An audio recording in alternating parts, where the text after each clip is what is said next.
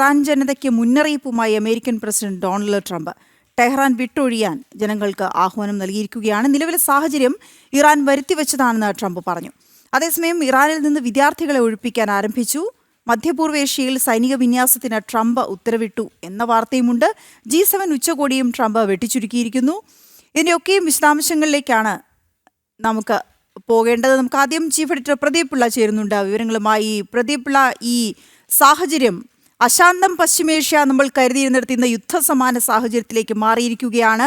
ഇപ്പോൾ നിലവിൽ ഏറ്റവും ഒടുവിൽ എന്തൊക്കെ വിവരങ്ങൾ? വീണ, ഒരുപക്ഷെ ഇറാന്റെ ദേശീയ ടെലിവിഷൻ ചാനലിൽ ഉണ്ടായ ആക്രമണത്തെ തുടർന്നാണ് സ്ഥിതിഗതികൾ കുറച്ചുകൂടി വഷളായതെന്ന് വേണം കരുതാൻ. അതായത് ഒരു ലക്ഷ്യവും ഉപേക്ഷിക്കില്ല എന്നുള്ള നിലപാടിൽ ഉറച്ചു തന്നെയാണ് ഇസ്രയേൽ നീങ്ങുന്നത്. ഇതൊരു ശല്യമാണ്, നിലനിൽപ്പിന്റെ പോരാട്ടം എന്ന് പറഞ്ഞാണ് ഇസ്രയേൽ ഇറാനെ ആക്രമിച്ചു തുടങ്ങിയത്. ആണവായുധങ്ങൾ അടക്കം ഇസ്രയേലിനെതിരെ പ്രയോഗിക്കാൻ ഇറാൻ ഒരുങ്ങുന്നു എന്ന ആരോപണം നേരത്തെ തന്നെ ഉയർന്നിരുന്നു. ഈ സാഹചര്യത്തിലാണ് ഇസ്രയേൽ ഇറാൻ ആക്രമിച്ചതും ഇറാൻ തിരിച്ചടി തുടങ്ങിയതും. ഏറ്റവും ഒടുവിൽ യുദ്ധ സമാനം എന്ന് വീണ പറഞ്ഞ സാഹചര്യം ഉണ്ടായതിന് 2-3 കാരണങ്ങളുണ്ട്. ഒന്ന്, പശ്ചിമേഷ്യയിലേക്ക് കൂടുതൽ ആയുധ വിന്യാസം, കൂടുതൽ സേനാ വിന്യാസത്തിന് US പ്രസിഡന്റ് ഉത്തരവിടുന്നു.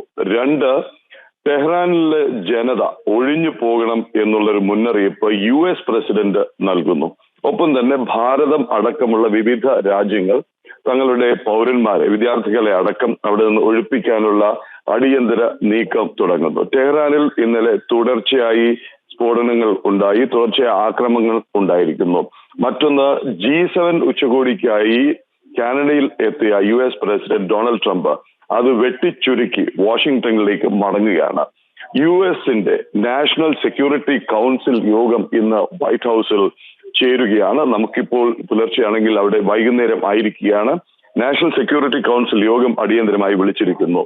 സിറ്റുവേഷൻ റൂം തയ്യാറാക്കാൻ, വാർ റൂം തയ്യാറാക്കാനായി അടിയന്തര നിർദ്ദേശം നൽകിയിരിക്കുകയാണ് ഡൊണാൾഡ് ട്രംപ്. അതായത് ഒരു യുദ്ധമെങ്കിൽ അതിന് പൂർണ്ണ സജ്ജരാകുന്നു US എന്നുള്ള സൂചനയാണ് അതിൽ നിന്ന് ലഭിക്കുന്നത്. അതേസമയം തന്നെ തുടർച്ചയായി സൈറനുകൾ മുഴങ്ങുന്നു ഇസ്രയേലിലും ഇറാനിലും. അതായത് ഏത് സമയത്ത് വേണോ, ഏത് തരത്തിലുള്ള ആക്രമണം വേണമെങ്കിലും ഉണ്ടാകാം എന്നുള്ള സൂചനയാണ് ഇത് നൽകുന്നത്. ഇതിനൊക്കെ ഉപരി ആയിട്ടാണ് സമാധാന ശ്രമങ്ങളുമായി വന്ന GCC രാഷ്ട്രങ്ങളുടെ നിർദ്ദേശം ഇറാൻ തള്ളിയത്. അതേസമയം പ്രശ്നത്തിന്റെ ഗൗരവം തിരിച്ചറിഞ്ഞായിരിക്കണം ഇറാന്റെ വിദേശകാര്യമന്ത്രി അബ്ബാസ്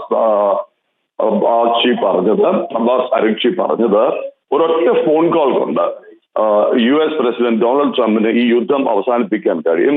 US പ്രസിഡന്റ് നെതന്യാഹുവിനെ വിളിച്ച് ഒരു വാക്ക് പറഞ്ഞു കഴിഞ്ഞാൽ യുദ്ധം ആ നിമിഷം നിൽക്കും എന്നുള്ള നിലപാടാണ് അബ്ബാസ് അരാഗ്ചി സ്വീകരിച്ചത്. ഏതായാലും അശാന്തം, സംഘർഷം എന്നുള്ള നിലയിൽ നിന്ന് യുദ്ധസമാനമായ സാഹചര്യത്തിലേക്ക് പശ്ചിമേഷ്യ നീങ്ങുന്നു എന്നുള്ള വ്യക്തമായ സൂചനയാണ് ഇതുവരെയുള്ള ഡെവലപ്മെന്റ്സ്, ഇതുവരെയുള്ള സംഭവ വികാസങ്ങൾ സൂചിപ്പിക്കുന്നത്.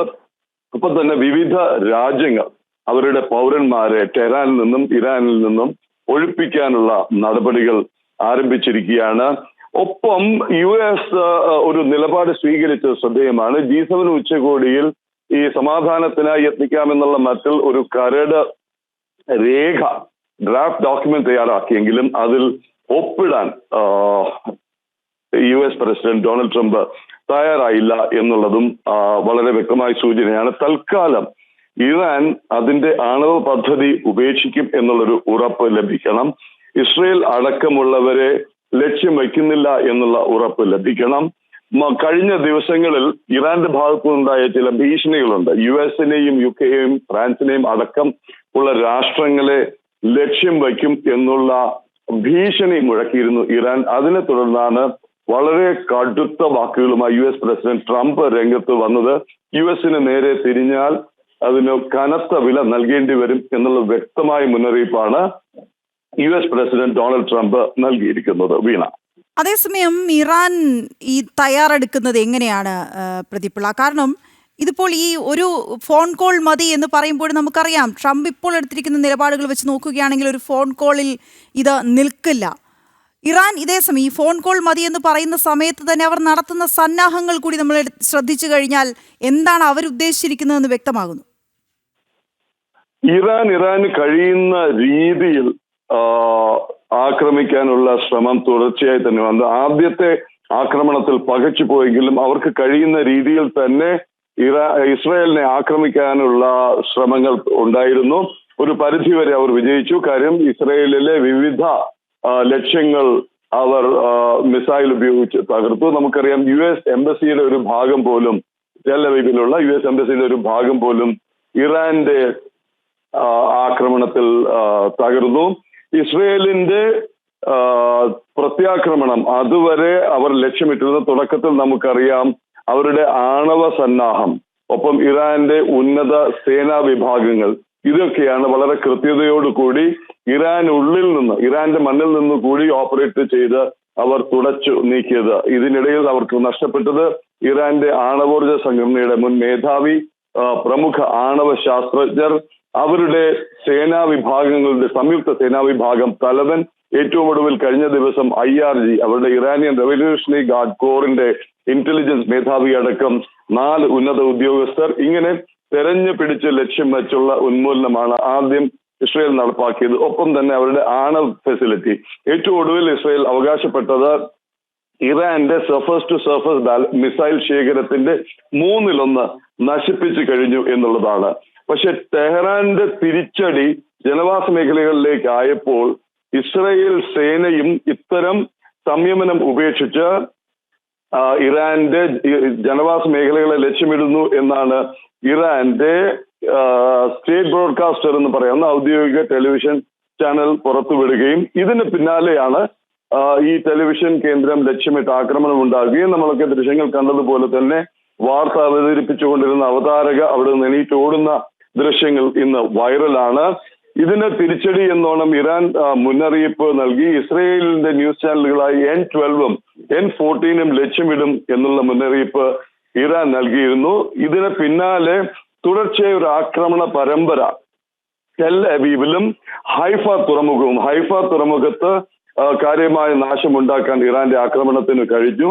ഇസ്രയേലിന്റെ ഹൈഫയിലുള്ള ബാസാൻ ഗ്രൂപ്പ് ഇക്കാര്യം സ്ഥിരീകരിച്ചു. ഒരു പവർ സ്റ്റേഷൻ വളരെ കാര്യമായ നാശം അതിനുണ്ടായി എന്നുള്ളത്. അവരുടെ എല്ലാ റിഫൈനറി ഫെസിലിറ്റീസും അവർ അടച്ചുപൂട്ടി. അവിടെ 3 പേർ മരിച്ചു എന്നാണ് അവിടെ നിന്ന് ഈ കമ്പനി അറിയിക്കുന്നത്. ഏതായാലും ഇറാന്റെ സർഫസ് ടു സർഫസ് മിസൈൽ ലോഞ്ചറുകളുടെ 1/3 നശിപ്പിച്ചു കഴിഞ്ഞു എന്നുള്ള അവകാശവാദത്തിൽ ഇസ്രയേൽ ഉറച്ചു നിൽക്കുകയാണ്. 220-ലധികം ഇറാൻ പൗരന്മാർ ഇതിനകം കൊല്ലപ്പെട്ടു എന്നാണ് ഇറാൻ അറിയിക്കുന്നത്. ഇസ്രയേലിന്റെ മിലിറ്ററി കമാൻഡ് പറയുന്നത് ഇറാൻ ആക്രമിച്ചതിൽ ഇസ്രയേൽ 20-ലധികം പേർ കൊല്ലപ്പെട്ടു എന്ന് പറയുന്നു. ഏതായാലും ഇന്റർനാഷണൽ അറ്റോമിക് എനർജി ഏജൻസി ഇതിനിടയിൽ രംഗത്ത് വന്നു. ഒരു റേഡിയോളജിക്കൽ അല്ലെങ്കിൽ കെമിക്കൽ മലിനീകരണം ഉണ്ടാകാൻ സാധ്യതയുണ്ട്. കാര്യം നാറ്റാൻസിലെ ഇറാന്റെ ആണവ കേന്ദ്രത്തിൽ ഭാഗികമായ നാശം ഉണ്ടായിരിക്കുകയാണ്. ഇതിനൊപ്പം സംഭവിച്ചിരിക്കുന്നത് രാജ്യാന്തര തലത്തിൽ വിവിധ രാജ്യങ്ങൾ പശ്ചിമേഷ്യ വഴിയുള്ള വിമാന സർവീസുകൾ പൂർണ്ണമായും ഒഴിവാക്കുകയാണ്. വിവിധ രാജ്യങ്ങളിൽ നിന്നുള്ള വിമാന സർവീസുകൾ പൂർണ്ണമായോ ഭാഗികമായോ റദ്ദാക്കപ്പെടുകയും ചെയ്തിരിക്കുകയാണ്. അതേസമയം ഒരു കാര്യം കൂടി പ്രതിഫല, ഈ നമുക്കറിയാം യൂറോപ്യൻ യൂണിയൻ ആദ്യം എടുത്ത നിലപാടുകൾ, ഇപ്പോൾ ട്രംപിന്റെ നിലപാട് തുടങ്ങി പാശ്ചാത്യ രാജ്യങ്ങൾ സ്വീകരിക്കുന്ന നിലപാട്, അറബ് രാഷ്ട്രങ്ങളുടെ തന്നെ നിലപാട് നമുക്ക് വിഷയത്തിൽ അറിയാം. പക്ഷേ ഈ ദേശീയ ടെലിവിഷൻ ആക്രമണത്തിന് ശേഷം തുർക്കി എടുത്ത ഒരു നിലപാട്, അതുകൂടി ഇറാന് നൽകുന്ന ഒരു ധൈര്യം, അതിനുശേഷമൊക്കെ തുടങ്ങിയ യുദ്ധസമാന സാഹചര്യങ്ങൾ, ഇതൊക്കെയും കൂടുതൽ അപകടത്തിലേക്ക് വഴിവെക്കുകയല്ലേ? വീണ, ഇതൊരു നിലനിൽപ്പിന്റെ പോരാട്ടമാണ് ഇരുഭാഗത്തും. അതാണ് നമ്മൾ ആദ്യം മനസ്സിലാക്കേണ്ടത്. ഇതിന്റെ വിശദാംശങ്ങളും വിശകലനവും നമുക്ക് നമ്മുടെ അതിഥിയോട് അല്പം കഴിഞ്ഞ് ചോദിക്കാം. ഇതിൽ തുർക്കി നൽകുന്ന ധൈര്യം മാത്രമല്ല, ഈ ആക്രമണം കൊണ്ട് ഇസ്രയേൽ ലക്ഷ്യമിടുന്നത് ഭീഷണി ഉയർത്താനുള്ള, ഒരു ഭാവിയിൽ ഒരു വലിയ ഭീഷണി ആകാനുള്ള എല്ലാ മാർഗവും അടയ്ക്കുക എന്നുള്ളതാണ്. അതായത് ഏതെങ്കിലും ഘട്ടത്തിൽ ഇസ്രയേലിനെയോ US-നെയോ ഏതെങ്കിലും പശ്ചിമ യൂറോപ്പിൽ അടക്കമുള്ള വെസ്റ്റേൺ രാജ്യങ്ങളെയോ ലക്ഷ്യമിടാനുള്ള ഇറാന്റെ ആക്രമണ ശേഷിയുടെ മുനയൊടിക്കുക എന്നുള്ളത് തന്നെയാണ്. അതിൽ ഏറ്റവും പ്രധാനം വർഷങ്ങളായി വഴുതി മാറിക്കൊണ്ടിരിക്കുന്ന, കൃത്യമായ നിലപാടെടുക്കാത്ത രീതിയിലുള്ള, ഒട്ടും സുതാര്യമല്ലാത്ത ഇറാന്റെ ആണവ പദ്ധതി. ഇതാണ് ഏറ്റവും അധികം ഭീതി സൃഷ്ടിക്കുന്നത്. ഏത് സമയത്തും ഏത് രീതിയിലും ഉപയോഗിക്കാവുന്ന രീതിയിൽ രാജ്യാന്തര സമ്മർദ്ദങ്ങൾ, രാജ്യാന്തര ഉപരോധങ്ങൾ ഒക്കെ അതിജീവിച്ചുകൊണ്ട്, അല്ലെങ്കിൽ അതിനെ വെല്ലുവിളിച്ചുകൊണ്ടോ അവഗണിച്ചുകൊണ്ടോ ഇറാൻ കൂട്ടിവയ്ക്കുന്ന ആണവായുധ ശേഖരം, ആ കേപ്പബിലിറ്റി, അവർക്ക് ആണവായുധം പ്രയോഗിക്കാനുള്ള ശേഷി എങ്കിലും നശിപ്പിക്കുക, പ്രതിരോധത്തിനപ്പുറത്തേക്ക് ആക്രമണത്തിന് മുതിരാനുള്ള ധൈര്യമോ അതല്ലെങ്കിൽ അങ്ങനെ ചിന്തിക്കാനുള്ള കഴിവോ ഇല്ലാതാക്കുക എന്നുള്ളതാണ് ഒന്ന്. രണ്ടാമത്തെ കാര്യം, ഈ തവണ ഇതിന് വഴങ്ങിയാൽ, അതല്ലെങ്കിൽ ഏതെങ്കിലും രീതിയിലുള്ള ഉറപ്പുകൾ ലഭിക്കാതെ ഒരു വെടിനിർത്തലിനോ സമാധാന ഉടമ്പടിക്കോ തയ്യാറായാൽ തങ്ങളുടെ ഭാഗം അല്ലെങ്കിൽ തങ്ങളുടെ താല്പര്യങ്ങൾ സംരക്ഷിക്കപ്പെടില്ല എന്നുള്ള ഭീതി ഇറാനുണ്ട്. ഇസ്രയേൽ ഉന്നയിക്കുന്ന വാദവും നിലനിൽപ്പിന്റെ എന്നുള്ളതാണ്. അതായത് കടുത്ത സമീപകാലങ്ങളിൽ ഇസ്രയേലിനെതിരായ പ്രസംഗങ്ങൾ, ആഹ്വാനങ്ങൾ, പ്രഭാഷണങ്ങൾക്ക് ശക്തി കൂടിയിരുന്നു, മൂർച്ച കൂടിയിരുന്നു. അത് അവരുടെ പരമോന്നത നേതാവ് ആയത്തുള്ള ഖമൈനി അടക്കം ഉള്ളവരുടെ പ്രസംഗങ്ങളിൽ ഇസ്രയേലിനെ വിശേഷിപ്പിച്ചതൊരു ക്യാൻസർ എന്നുള്ളതാണ്. ഇതിനെ തുടച്ചു നീക്കണം എന്ന് അവിടെ കൂടിയിരിക്കുന്ന ജനങ്ങളെ ആവേശം കൊള്ളിക്കാൻ എന്ന വൽത്തം അദ്ദേഹം പറഞ്ഞു വെക്കുന്നു. ഒപ്പം തന്നെ ആണവായുധ ശേഖരം വിപുലീകരിക്കാനും ശക്തിപ്പെടുത്താനും ഇറാൻ തയ്യാറെടുക്കുന്നു എന്നുള്ള തുടർച്ചയായ റിപ്പോർട്ടുകളുടെ പശ്ചാത്തലത്തിൽ ഇസ്രയേൽ പറഞ്ഞത് ഇത് നിലനിൽപ്പിന്റേതാണ്, ഇത് തങ്ങളുടെ രാഷ്ട്രത്തെ രക്ഷിക്കാനാണ്, തങ്ങളുടെ ജനതയെ സംരക്ഷിക്കാനാണ് എന്ന് പറഞ്ഞിട്ടാണ് ഈ ആക്രമണത്തിന് ഇസ്രയേൽ മുതിർന്നത്. ഇവിടെയാണ് ഇതിൽ ഏറ്റവും വലിയ, ഏറ്റവും നിർണായകമായ ഭാഗം വരുന്നത്. ഇറാൻ ജനതയിൽ നല്ലൊരു വിഭാഗം ഈ ഭരണകൂടം ഇല്ലാതാകണം എന്ന് ആഗ്രഹിക്കുന്നു എന്നുള്ളത് നമുക്ക് വ്യക്തമാണ്. കാര്യം അവിടെ രാഷ്ട്രവും അവിടുത്തെ നേതാക്കളും നേടുന്ന തിരിച്ചടികളിൽ, അല്ലെങ്കിൽ ഉന്നതർ മരിക്കുമ്പോൾ, ഉന്നതർ കൊല്ലപ്പെടുമ്പോൾ വിവിധ ഇടങ്ങളിൽ ഉണ്ടാകുന്ന ആഹ്ലാദ പ്രകടനം. രണ്ട്, US-ലും യൂറോപ്പിലും വിവിധ ഭാഗങ്ങളിൽ നെതന്യാഹുവിന് പിന്തുണ പ്രഖ്യാപിച്ചുകൊണ്ട്, ഇസ്രയേലിന് പിന്തുണ പ്രഖ്യാപിച്ചുകൊണ്ട് ഇറാന്റെ ഇപ്പോഴത്തെ ഭരണകൂടത്തിനെതിരെ, ഇറാന്റെ ഇപ്പോഴത്തെ ഭരണകൂടത്തെ തുടച്ചു നീക്കണമെന്ന് ആവശ്യപ്പെട്ട് പരസ്യമായി പ്രകടനം നടത്തുന്ന ഇറാൻ ജനതയുടെ ഒരു വികാരം. ഇതാണ് ഇസ്രയേലിന് ധൈര്യം പകരുന്നത്, US-ന് ധൈര്യം പകരുന്നത്. ഇതാണ് ഇറാനെ ഒരു പക്ഷേ വല്ലാതെ വിഷമിപ്പിക്കുന്നത്.